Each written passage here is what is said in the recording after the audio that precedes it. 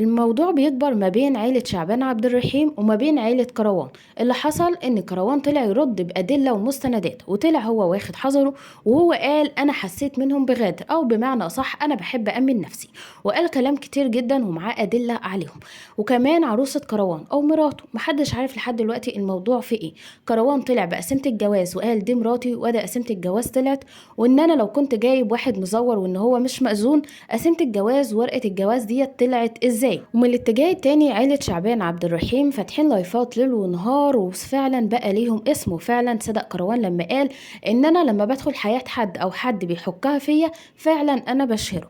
عدوية وغيره من اخواته محدش كان يسمع عنهم من بعد وفاة باباهم، والكل لحد دلوقتي مش مصدق ان عيلة شعبان عبد الرحيم طلعت عيلة كبيرة. كانوا فاكرين ان هو عدوية بس اللي موجود على الساحة، او هو ابنه الوحيد، وما كانش حد يسمع عنه لحد ما كروان دخل وخطب بنتهم، او بمعنى اصح ان هو ناسب عيلة شعبان عبد الرحيم. وكان داخل الموضوع حسب كلامه ان هو داخل الموضوع جد وان هو هيتجوز فعلا. وقال كمان ان هو ما كانش بيعمل ترند ولا هدف شو، هو فعلا كان هيتجوزها وكان هيخليها تغني زي ما انا قلت لكم قبل كده في الفيديوهات واللايفات اللي معاها. وهو ازاي طالعين يقولوا عليا ان انا كذاب ونصاب، وهم اللي كذابين ونصابين.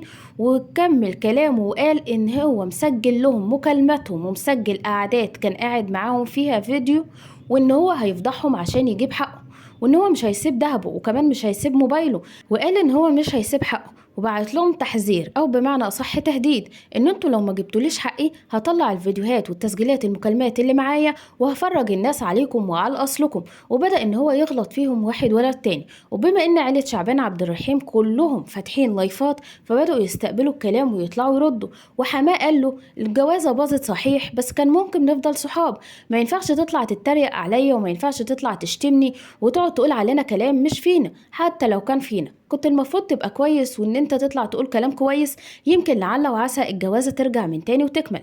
بس انا عايزة اقول ملحوظة هنا. من ساعة ما كروان تصور حماته وهي عنده على السطح وبتاخد حمام، ولقيته بيقول لفظيا كده حماتي قررت ان هي توفر فلوسها وتيجي تاخد الحمام من عندي، خدت كام حمامة دلوقتي يا حماتي؟ فقالت له كذا. قال لها لا كذا. قالت له لا الحاجة هي ممكن تعدها تاني. اول ما قال الكلام ده كنت عارفة ومتأكدة ان كروان مصيره في يوم من الايام هيعايرهم. بالاضافة كمان ان كان حماه طلع وقال ان هو ما دفعش اي حاجة في الجوازة ديت، وان كروان اللي جايب كل حاجة من العفش للفرح لفستان العروسة لكل حاجة. بمعنى اصح ان هو خد العروسة بالهدوم اللي عليها. واول ما شفت الفيديو بتاع السطح والحمام عرفت ان هو هيطلع في اليوم من الايام وهيعايرهم باللي فيهم او باللي هو عمله معاهم. وفعلا ده اللي حصل. عشان كده حماه رد عليه وقال له عيب اللي انت عملته، ما كنتش متوقع منك كده. وقال ان يوم كاتب الكتاب انا ما كنتش شايف، انا فجأة لقيت حد بيشد ايدي وماسك ايده حد عمال يتكلم. يعني هو ولا كان واخد باله ان دي كاتب كتاب، ولا كان واخد باله من المأذون. امال حضرتك قلت منين ان هو مأذون زور، ان هو مأذون مزيف، ان هو اللي جايب واحد بيعرفه كده تابعه ولبسه لبس المأذون، وان هو جه عشان يكتب كاتب كتاب؟